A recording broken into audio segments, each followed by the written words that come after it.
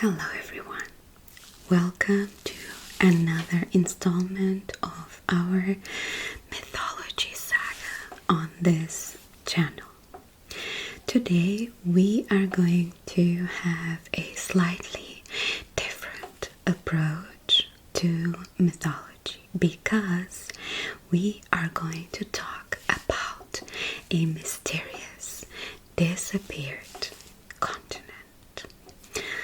I mean, you may already know about it from the title, but I wanted to include a very suspenseful introduction. So, let me start. Somewhere beyond the pillars of Heracles, far past the boundaries of the unknown world, there once lay a kingdom unlike any other. A radiant empire of gleaming spires and golden domes. A land of unparalleled beauty and staggering power. Its gardens bloomed with eternal spring. Its streets rang with music and laughter.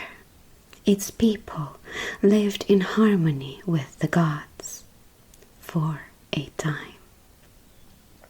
But nothing lasts forever, not even paradise.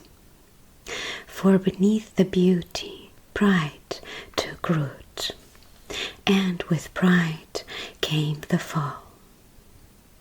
In a single cataclysmic night, the earth quaked, the seas roared, and Atlantis, the magnificent, the mighty Atlantis, was swallowed whole by the ocean.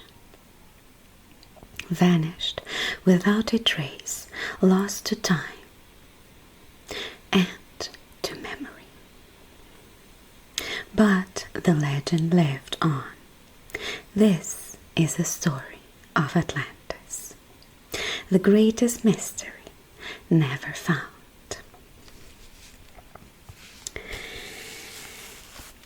There we go, the dramatic introduction for our theme today.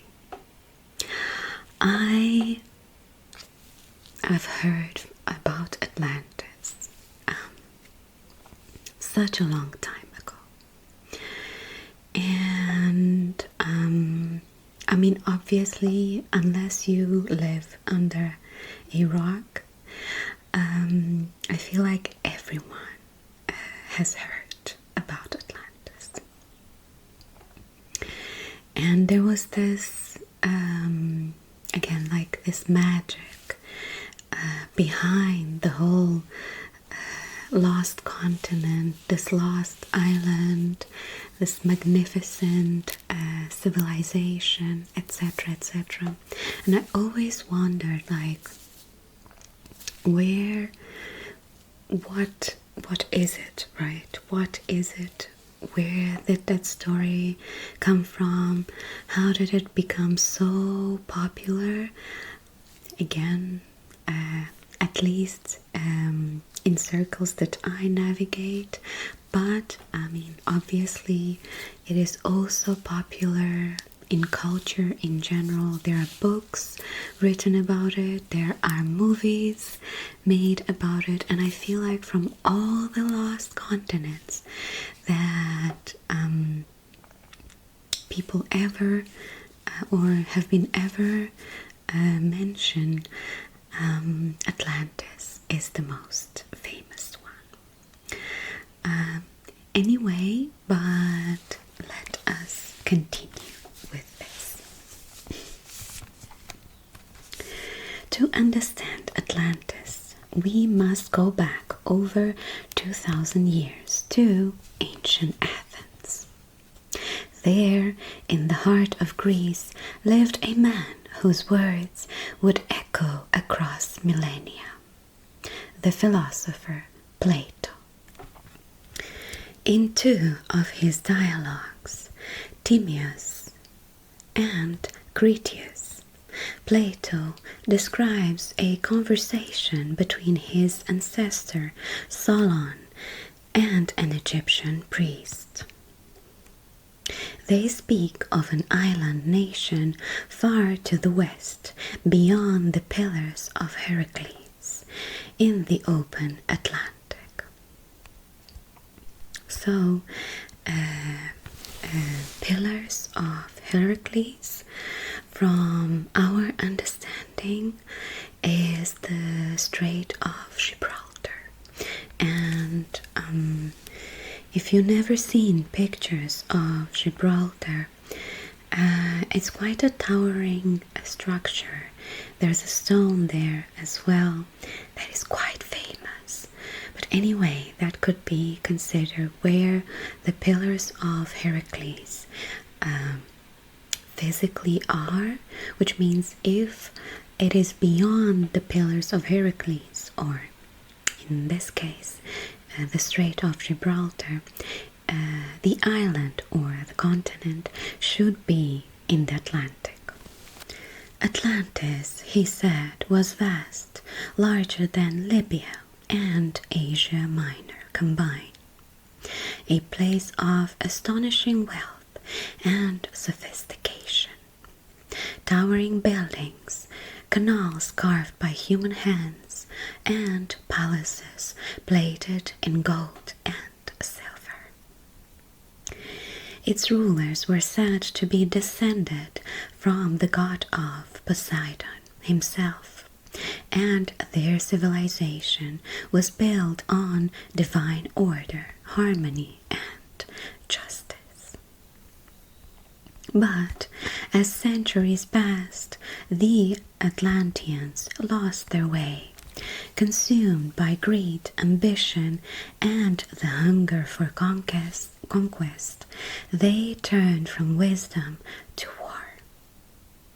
And so the gods intervened.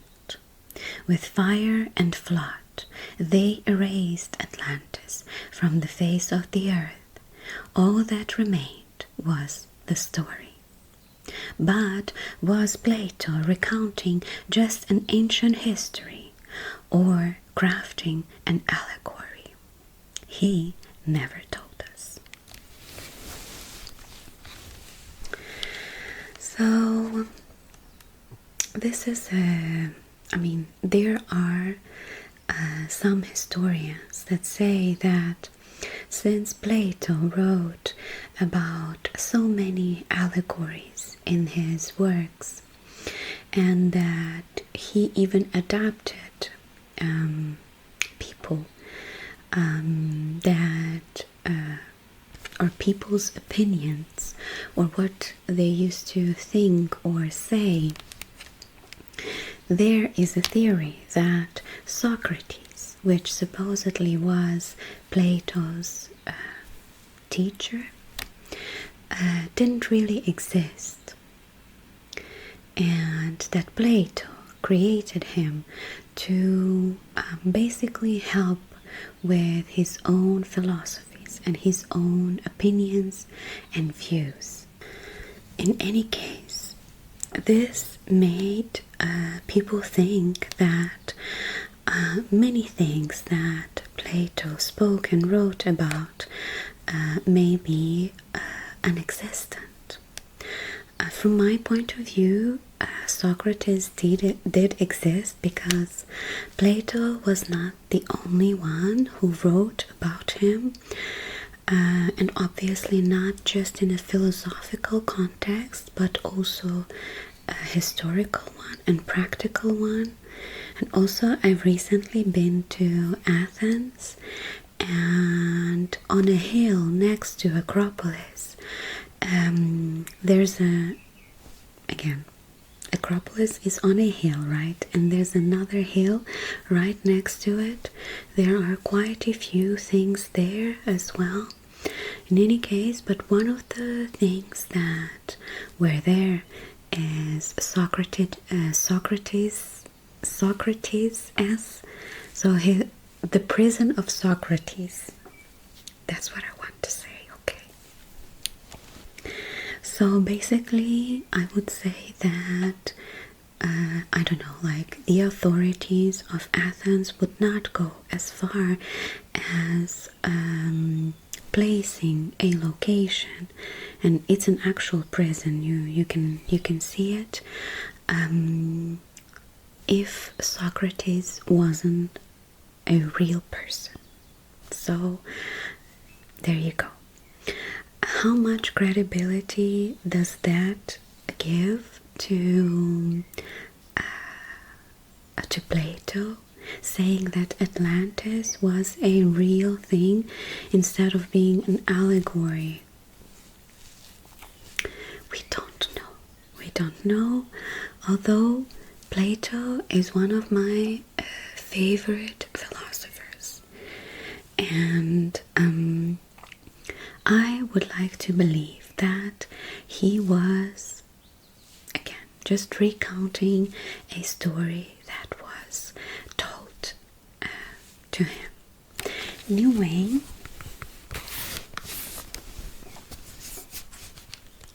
for centuries, scholars believed Plato's tale was symbolic, a moral fable warning of the dangers of pride, imperialism, and moral decay. But others weren't so sure.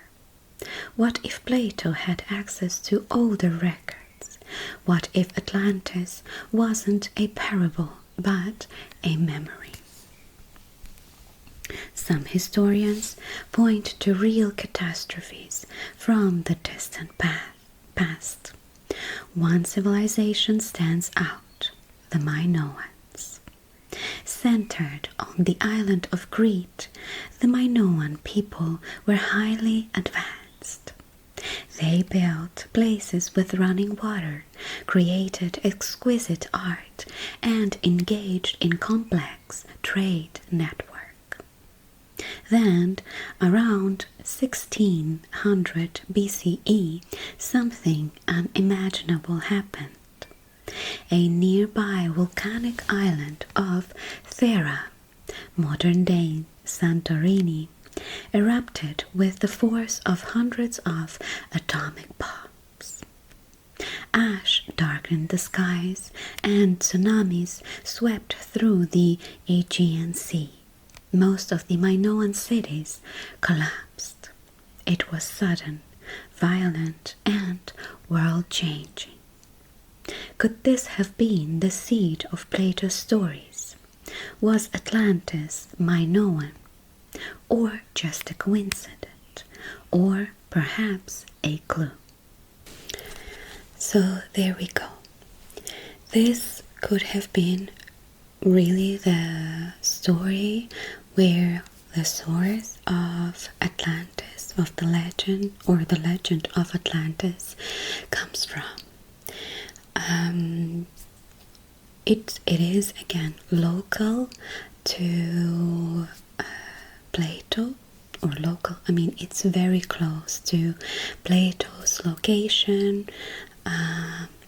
Again, if it was recounted by an Egyptian priest, I'm sure that they would be also aware, since it is, again, in a close proximity to all of them.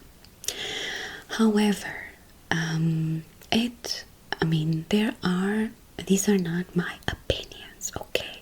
I mean, these are my opinions, but these are not my theories.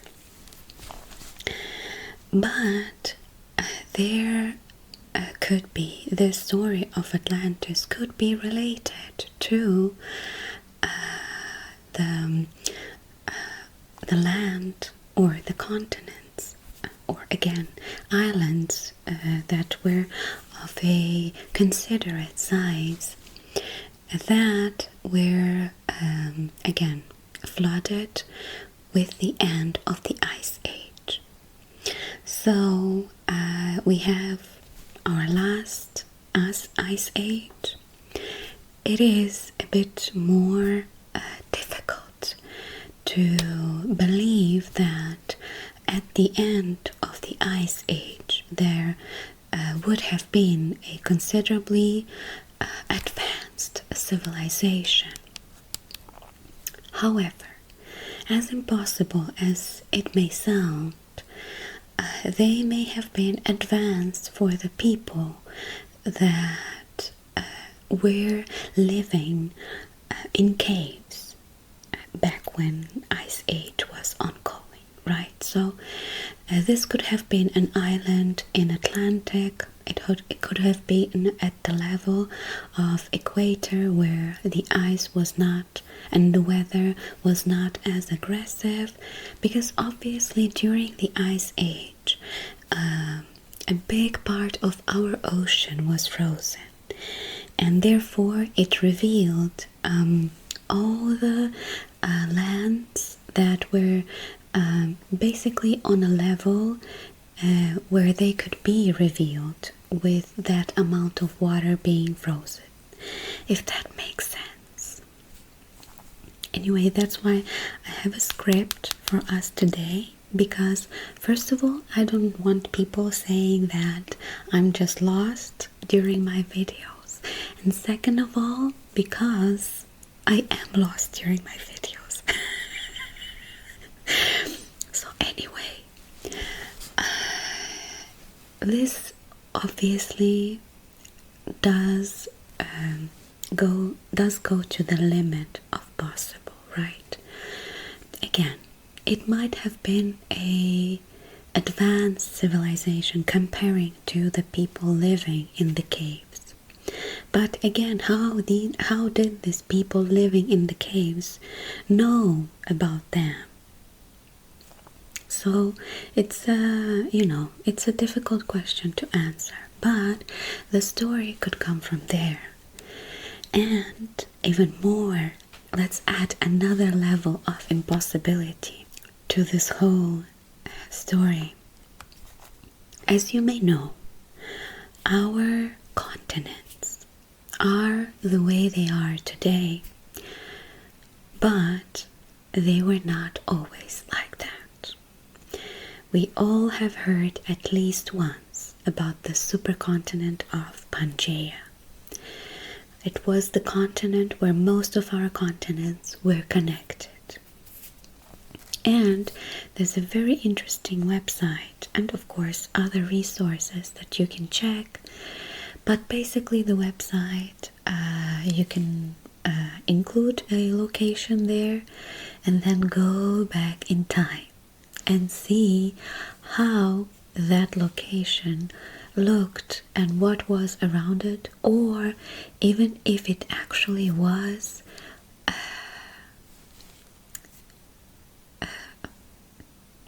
what's the opposite of underwater? Land, on the land mass. Basically, what I want to say is that many of our continents, of our islands, many of the land masses that we see revealed today were not always like that. So even if it wasn't during the Ice Age, it could have been a story about an advanced civilization many million years ago, where obviously during the change of tectonic plates, I know that we consider that our tectonic plates take a very long time to move and change, etc., but there's also a possibility that there are massive cataclysms that come with tectonic plates movement. We have again earthquakes that are very strong, that we consider strong during our time being, but these earthquakes could have been even worse. Maybe when the earth was younger, the tectonic plates were a bit more active, and so the situation could have resulted in that. I understand, okay, before anyone goes crazy, I understand how crazy this theory is. And again, there were supposedly no people at the time, no nothing. But I will say that I have another theory, that obviously the legend says that the Atlanteans were destroyed because gods got annoyed with their attitudes, power, etc. And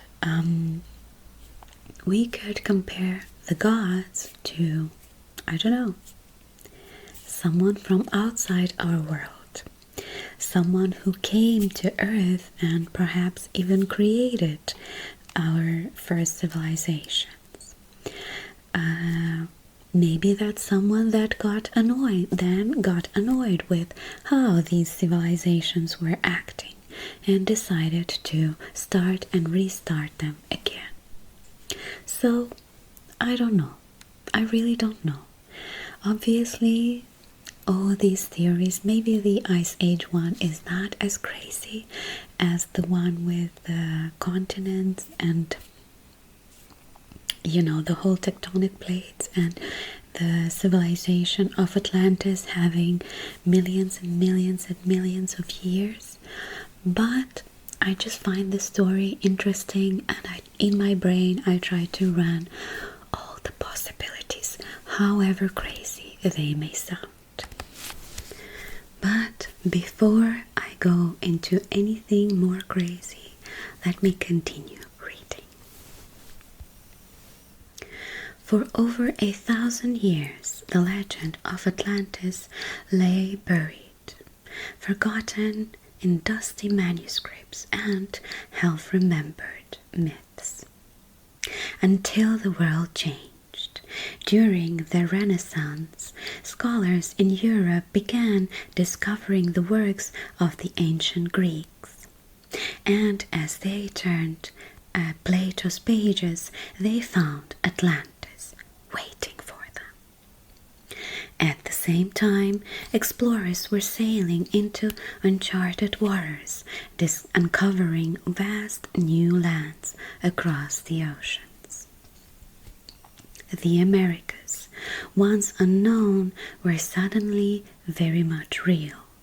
Had Atlantis been found? Speculations spread like wildfire. In the 19th century, one man brought the legend roaring back to life. Ignatius Donnelly, an American writer and politician, published Atlantis, the Antediluvian World, in 1882. In this book, he argued that Atlantis was not just real, but the mother civilization of all ancient cultures. He believed it was the cradle of human knowledge, the source of Egyptian pyramids, Mayan temples, and Greek philosophy. His theories were bold, unproven, and wildly popular. Donnelly didn't just revive interest in Atlantis, he turned it into a global obsession. Very true. As I said at the beginning of the video, the legend of Atlantis is so popular that, again, we have numerous things about it.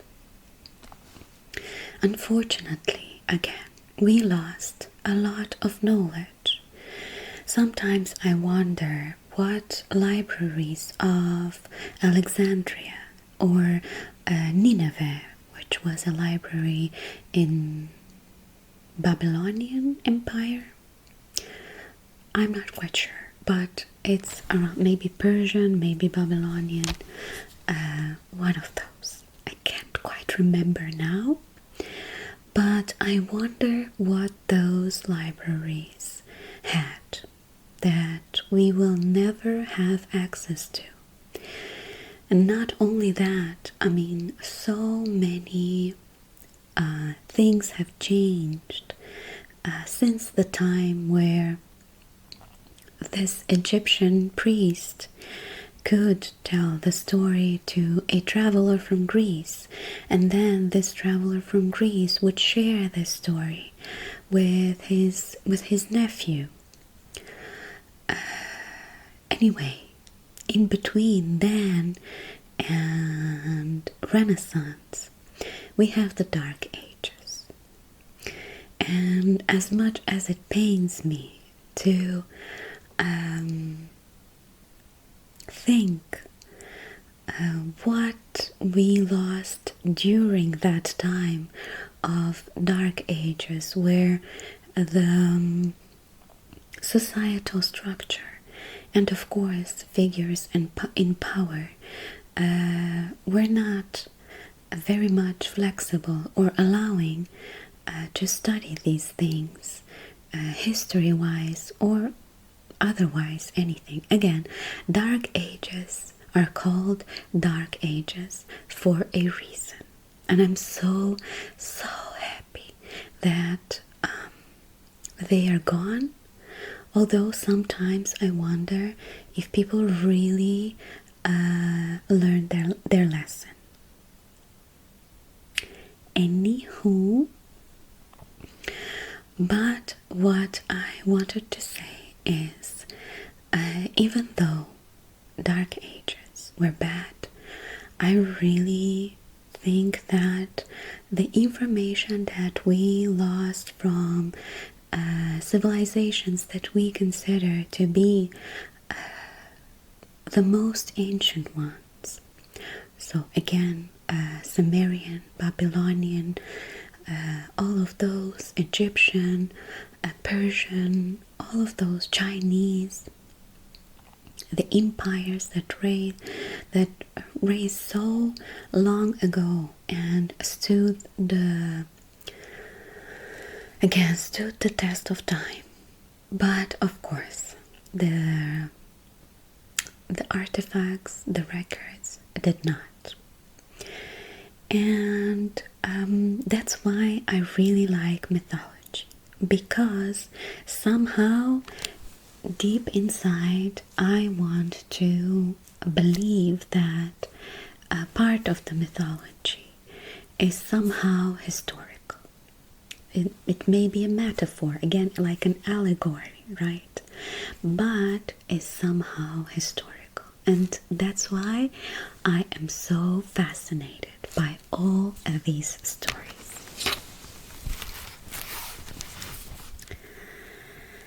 Anyway, in the 20th century, Atlantis became something else entirely, a blank canvas, a riddle for dreamers, adventurers, and conspiracy theorists alike.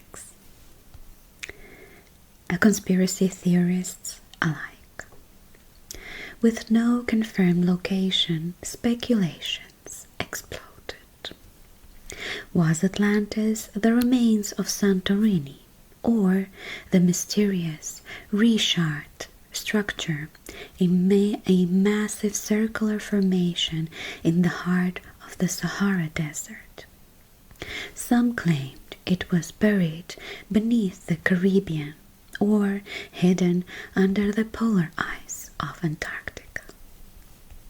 Still, others reached beyond Earth entirely, suggesting connections to aliens, ancient astronauts, or even lost energy crystals said to power the city. It wasn't just fringe theorists. Pop culture embraced Atlantis with open arms.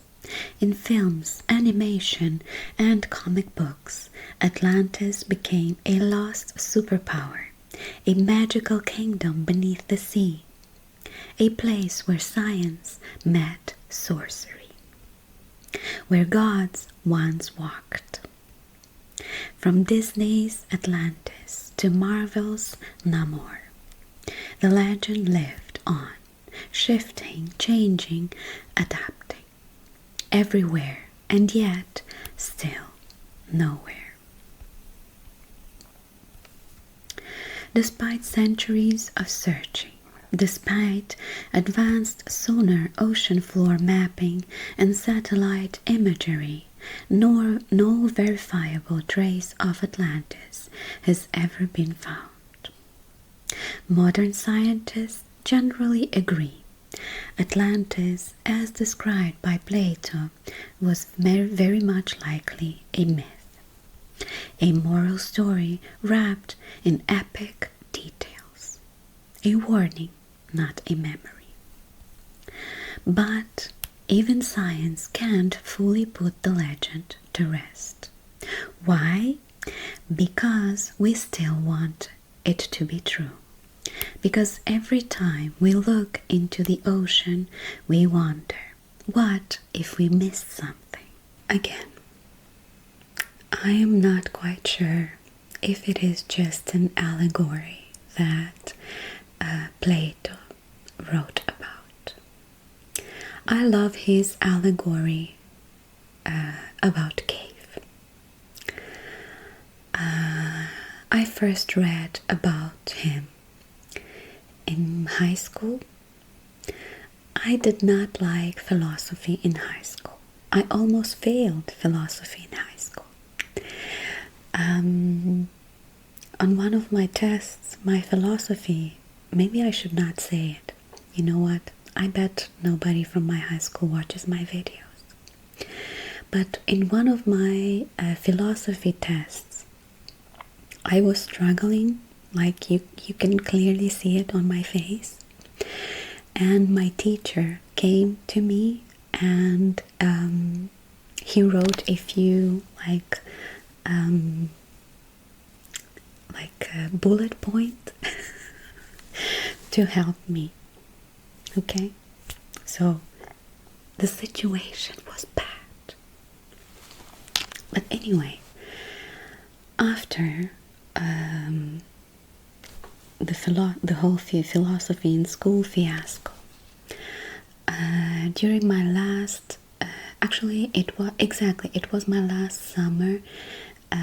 It was the summer before my last year in high school, and I found a book. The book is by a Norwegian writer that I can't remember now what's his name, but it is called The World of Sophia or something like that. And it speaks a little bit about most well-known philosophers. And I enjoyed that version of philosophy so much more than the one that we were given in school. Then from then on, philosophy became one of my favorite things to read about, research, etc., etc. And I remember when I first researched about Plato, and of course his cave allegory is so famous.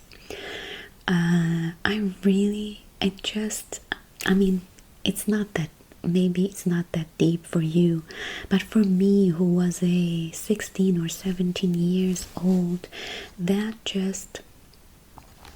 was an impulse, like an incentive to kind of change my mind.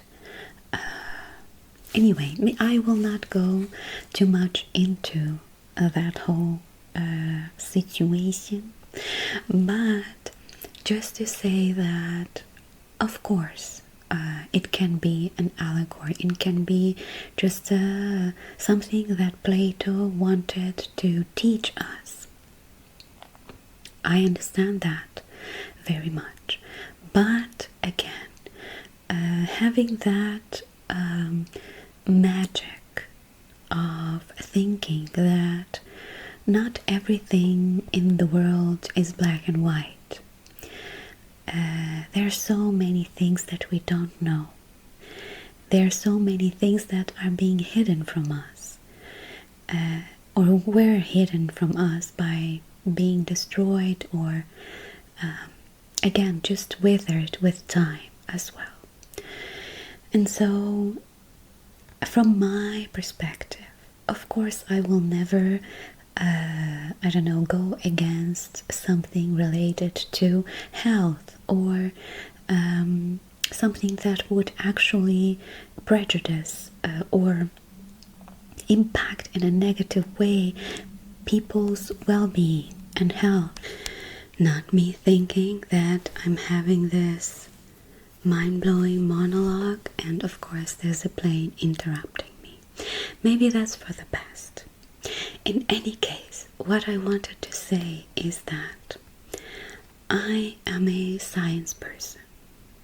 And as I was saying, I will never go into and believe something that, again, might bring a negative effect on any amount of people. It could be just one person. It really doesn't matter. However, I think that our world really is not the best place to be in. And it has its magical parts and it has its beautiful parts, and I will not say that it's completely useless. Let me say that like that. But there's also part of me that wants to live in this delusion, perhaps. I mean, it can obviously be a delusion. It can be not a delusion. Again, who knows? So much information that is missing. So I do prefer to live in this, again, in this magical concept of things that may have existed, may have not existed. Things like, again, Atlantis, things like some of part of the mythology being real, etc., etc. So that's why I am so fascinated by all these things. And again, if Atlantis existed, great. If it didn't, it really doesn't matter. The fact that this story has resisted the forgetfulness of time, and it's still here with us, I'm already very, very thankful for that. Okay, but let us end my ramble session with an epic ending that I wrote. Okay, so I will read it now. Maybe Atlantis was never meant to be found in a literal sense. Maybe it was never about temples or towers, but about us. It reflects our hopes of civilizations at peace, guided by wisdom, living in balance with nature. And it reflects our fears of hubris, of power abused, of collapse that comes too late to stop. Atlantis is the story we tell when we imagine what could have been and what could still be lost. It's not just a place, it's a symbol, a mirror, a myth that refuses to die. In a single day and night of misfortune, the island of Atlantis disappeared beneath the sea, but the memory remains, echoing through time, calling us to wonder and to remember. And on this dramatic note, I am going to end this video. There are a few, again, rambling sessions, a few of my personal opinions, but it wouldn't be my video if it did not have at least a few of those in it. In any case, I hope you enjoyed this small mythology / wandering session today, and we will continue with the official mythology theme in the future. So I'll see you then.